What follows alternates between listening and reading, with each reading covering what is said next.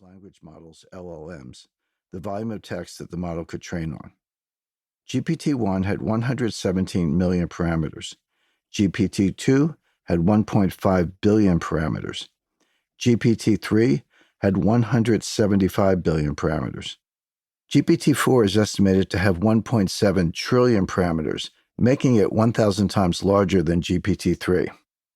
Alongside this exponential expansion of parameters came an equally large expansion in the volume of training materials. GPT-3 and GPT-4 had access to the entire internet, about 45 terabytes in a 2019 sample, through a dataset collected by an organization called Common Crawl. The volume was so large it had to be pared back to a more useful 570 gigabytes. This scaling of parameters and training materials was accompanied by leaps in the power of graphics processing units, GPUs, such as the NVIDIA B200 Blackwell, which can be used for mathematical calculation as well as graphical generation. Even by Silicon Valley standards, the emergence of GPT was extraordinarily fast and powerful. The world of information processing and human-machine interaction has changed before our eyes. That said, it's worth considering whether GPT produces content aligned with the real world. Beyond existing AI tools such as search, spell check, and suggested words in a text, does generative AI produce real value?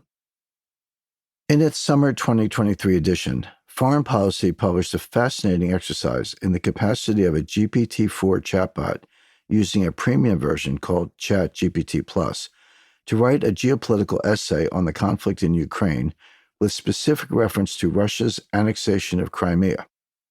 Alongside the ChatGPT essay was another essay on the same topic written by an undergraduate. Both essays were published with the authors' identities redacted. The exercise was to read both and see if you could spot the computer-generated essay versus the human essay. I was able to identify the GPT-4 version, Essay 1, after one sentence without even reading the human version, Essay 2. The reason was the use of an overworked cliché in the geopolitical chess game as an introduction to Russia's action. The sentence also referred to Russia's move as a significant shift in power dynamics. Clichés have their place, and I sometimes use them myself, yet two in the first sentence is a dead giveaway that a robot training on millions of pages of geopolitical text had driven into a literary cul-de-sac. In contrast, the human essay began, "The Russian annexation of Crimea, a formerly Ukrainian peninsula, comprised the largest seizure of foreign land since the end of World War II." Not exactly electrifying, still it was declarative, factual, and informative. No cliches.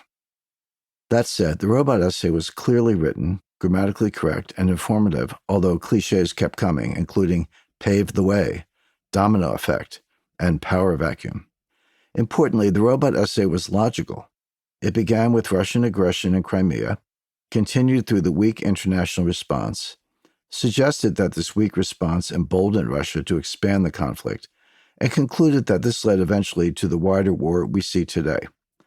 The common thread was that each step in the sequence was part of a larger pattern of Russian aggression.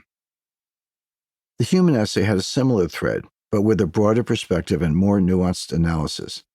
It framed the issue by stating that the Russian annexation of Crimea defied a universal international understanding held throughout the latter half of the 20th century. Independent countries maintain their territorial integrity.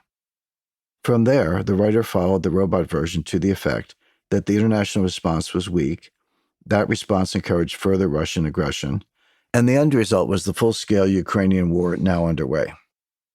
The human showed panache by referring to the salami tactics of slowly taking the Donbas region in small pieces before launching a full-scale invasion.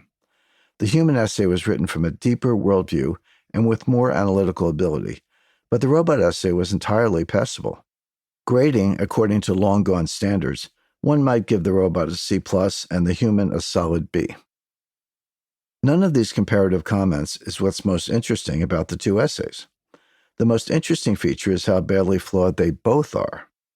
Neither essay mentions George W. Bush's 2008 Bucharest Declaration that Ukraine and Georgia will become members of NATO.